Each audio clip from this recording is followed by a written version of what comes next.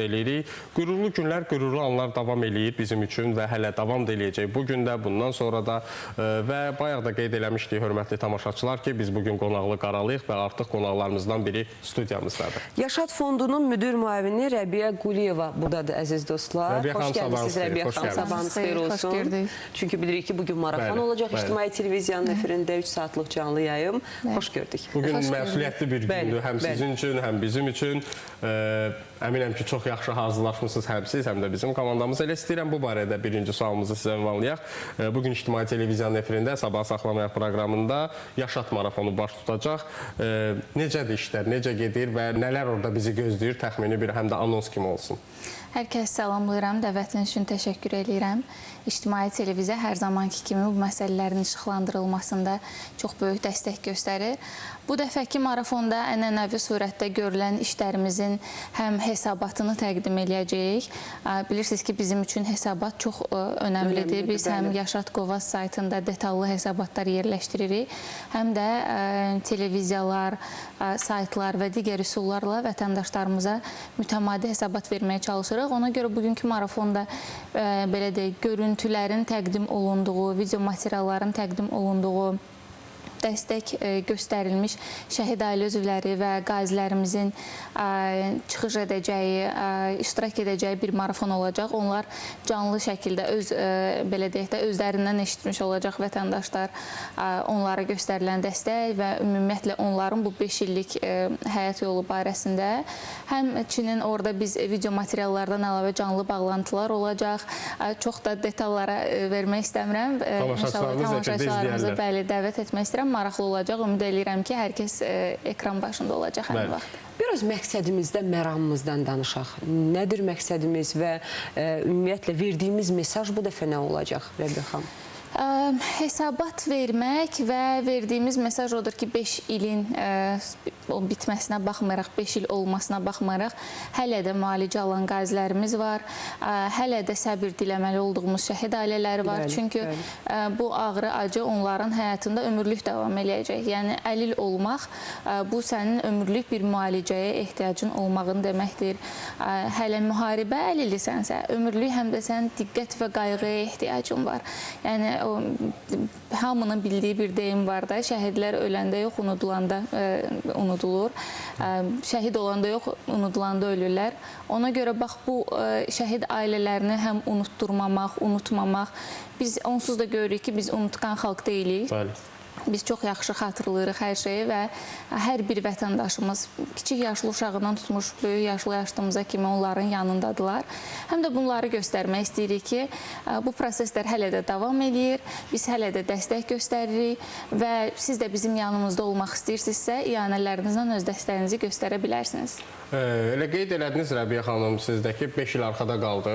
Həm mən, həm Aynurun da adından bunu rahatlıqla deyə bilərəm ki, biz öz aramızda da bayaq bu barədə müzakirə elədik. Həm bir vətəndaş kimi, həm də bir jurnalist kimi biz özümüz də Yaşat Fondunun bu 5 ildə gördüyü işlərlə tanışıq, elə xalqımız da bir çox şey bilir. Lakin hədəflər bitmir, sizin də qeyd elədiyiniz kimi. Qarşıda başqa hansı hədəflər, hansı məqsədlər, hansı işlər, bəlkə xüsusi bir yeni layihələr ola bilər ki, düşünülür Yaşat Fondu tərəfindən. İstəyərdim biraz da bu barədə bizə məlumat verəsiniz. Müalicələr davam edir. Sağlamlığa qovuşdurmaqla bağlı hədəflərimiz yenə də olduğu kimi davam edir. Ümid edirik ki, tam şəkildə hər kəsi, tam da olmasa müəyyən qədər maksimalına çatdıra bilək. Təbii ki, dövlətimizin dəstəyi ilə, dövlət qurumlarının dəstəyi ilə.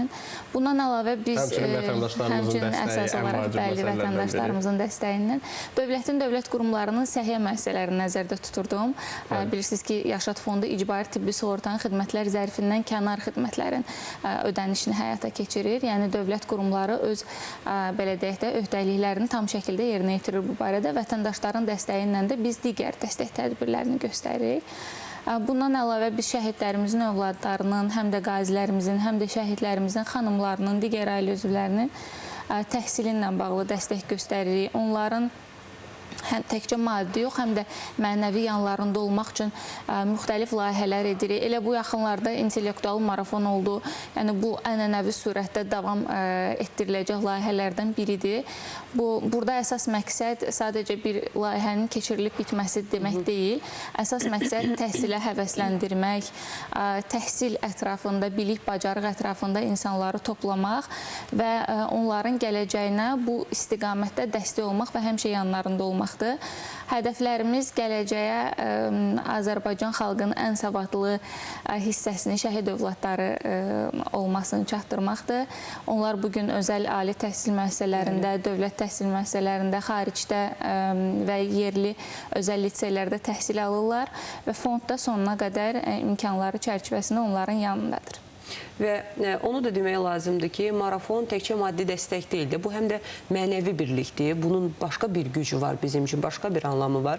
Marafonda iştirak eləyəcəklərə bax bu mesajı ötürmək üçün də fikirlərinizi xahiş eləyəcəyik Rəbiyə xanım. Çünki üzr istəyirəm, bu mənəvi tərəfinə siz də toxundunuz, Aynur da toxundu. Biz özümüz də bir çox sujetlər, video materiallar izləmişik bu barədə ki, mənəvi dəstək ən az maddi dəstək qədər çox önəmlidir. Orada insan hekayələrini də biz çox görmüşük. Buyurun. Elədir. Bəzən biz hesabat verəndə qısa bir zamanımız olur. Hesabat sadəcə rəqəmlərdən ibarət olur. Amma insanlar o həyatları yaxından eşitdikcə, qazilərimizin öz döyüş hekayəsini, ondan sonraki və ondan əvvəlki həyatını, onların öz dillərindən eşitdikcə, şəhid ailələrinin hazırki durumlarını, onların övladlarının təhsillərini və uğurlarını eşitdikcə, mən fikirləşirəm ki, bu təkcə fondun uğuru deyil, bu siz demiş vətəndaşlarımızın uğurudur. Yəni, özlərinin bu hissədə bir rolunu gördükcə, insanlarımız daha çox ürəklənəcəklər və canlı şahidi olduqda fonda daha çox dəstək göstərəcəklər. Çünki biz hər birimiz şəhid ailələri və qazilərimiz üçün ən yaxşısını diləyirik və hər yerdə də hər bir vətəndaşımız bunu səsləndirir ki, özümüzə arzuladığımızdan daha artığını onlar üçün arzulayırıq. Yaşad fondu da məhz budur. Özümüzə arzuladığımızın daha artığını arzuladığımız insanlara bu arzunun gerçəkləşdirilməsi üçün bir vasitədir. Fonda dəstək olarsaq, fond da subyektlərinin yanında olacaq və öz dəstəyini göstərəcəkdir. Təşəkkür edirik Rəbiyə xanım, uğurlar arzu edirik Yaşad fonduna bundan sonraki fəaliyyətində də həmçinin. Hörmətli tamaşaçılar, siz ekranlarda QR kod görürsünüz hazırda və həmin QR kodu öz smartfonlarınız vasitəsilə skan edərək oxuturaraq iyanələrinizi edə bilərsiniz. Məbləğin heç bir önəmi yoxdur. Əsas bu birliyimizi göstərmək və bu aksiyada iştirak eləməkdir. Axşam 17:00-dan 20:00-a qədər İctimai Televiziyanın efirində Sabah Saxlamayaq proqramında geniş bir marafon olacaq. Elə Rəbiyə xanım da bu barədə məlumat verdi. Hər birinizi aktiv olmağa və birliyimizi bir daha nümayiş etdirməyə dəvət edirik. Biz tariximizin müxtəlif dövrlərində bu birliyi xalq olaraq göstərə bilmişik. Yenə də göstərəcəyik. Buna heç bir şübhəmiz yoxdur. Təşəkkür edirik Rəbiyə xanım. Təşəkkür edirik. Bugünkü marafonda da.